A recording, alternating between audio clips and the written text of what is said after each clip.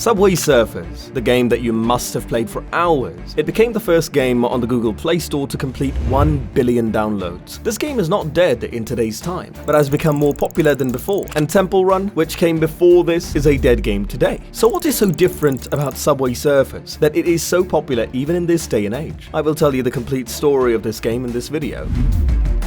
Well, let's first know the beginning of this game. So the time is around 2010, when Sylvester Jensen and Bodhi Molinar started a company called SYBO Games. Both have studied the animation workshop in Denmark, a leading animation institute, and they won the Best Animation Movie Award in 2009. In that short film, they showed a man who makes graffiti in metro stations. But when the guard and dog see him and he runs into the subway, seems familiar? Yes.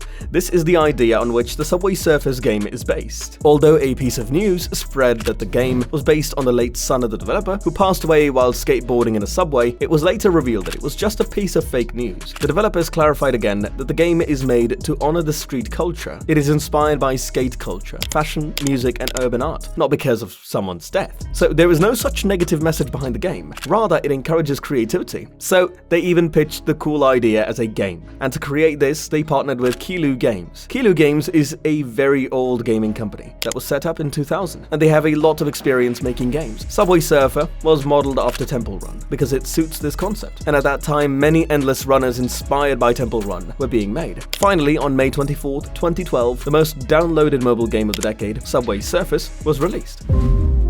The game was very simple during the launch. Jake, the main character of the game, gets caught making graffiti on the subway, and now the guard and his dog are behind him. So now he is running from them in the subway. For that, either he is dodging obstacles or jumping over trains. If he dies, then he will come back to life by watching ads or by spending keys. Apart from that, many items can be collected, and power-ups are available that help in the gameplay. I remember when we used to play and compete with our friends for the highest score or items. I didn't like those super sneakers though, because it was difficult to time the jumps with them.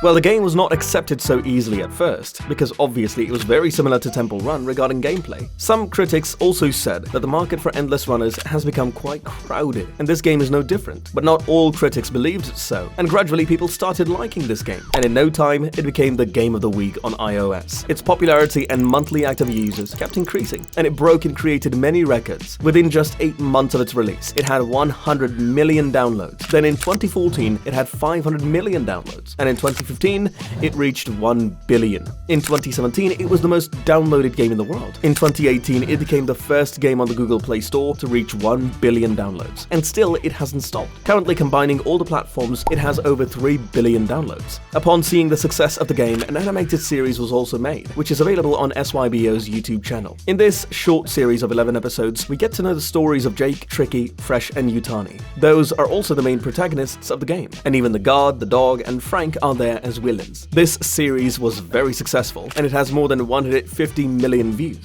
I'm sure you haven't seen this, so make sure to check it out. I also started watching the series in the course of my research, which might not suit a 23-year-old man. Well, now the main question comes: how did the game become so successful? While Temple Run has become such a dead game in today's date, so there are not one but many reasons for it.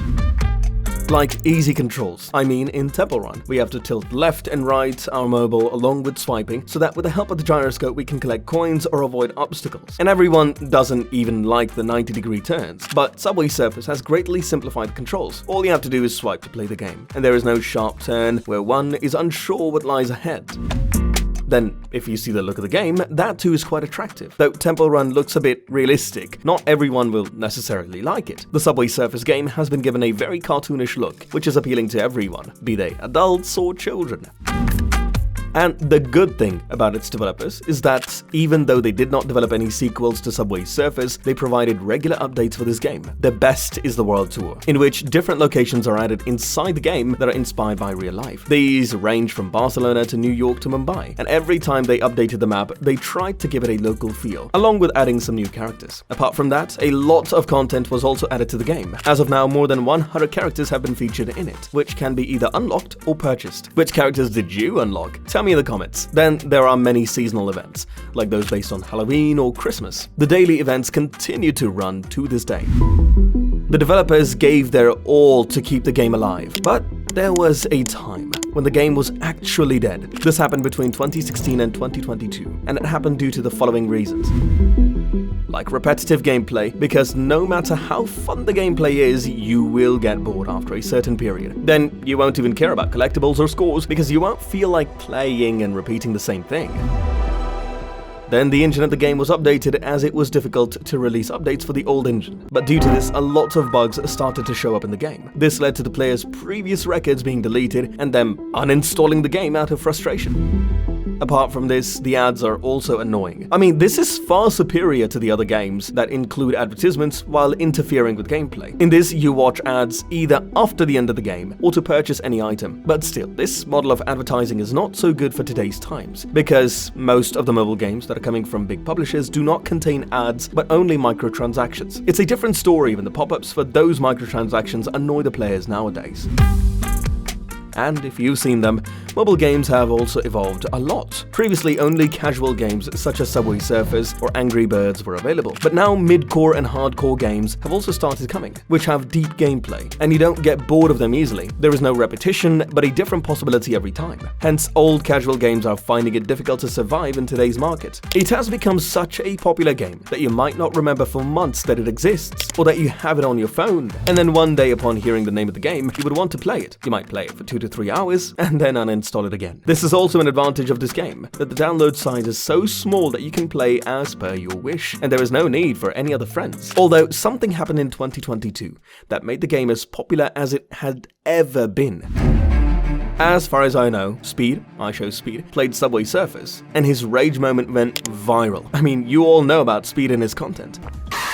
He had his rage moment when he was attempting to break the world record for Subway Surfers, and it went viral. Because of that, people started playing the game again. When its videos started gaining views, its creators started making more videos, be it speedrun or RTX. And that's why Subway Surfers has been very popular throughout 2022, so much more than it has ever been. On another side, the Temple Run graph is still sleeping down below. Yes, Subway Surfers hasn't reached the popularity peak of Temple Run yet, but the current scenario shows that Subway Surfers has overtaken Temple Run, and even today, it is sort of popular. Well, just FYI. Miniclip now owns SYBO Games. And who is the owner of Miniclip now? It's Tencent. Well, let's see what the developers have planned for the future. Will they take advantage of this popularity to make a new animated series, a movie, or something like that? Well, the Subway Surfers downfall has started all over again. But whatever it is, let's not forget that Subway Surfers became so popular only when Temple Run made endless runners a part of mainstream culture. Watch the video on the left to learn about its rise and fall. Till then, please press the like button, subscribe to the channel, and I will see you in a new video.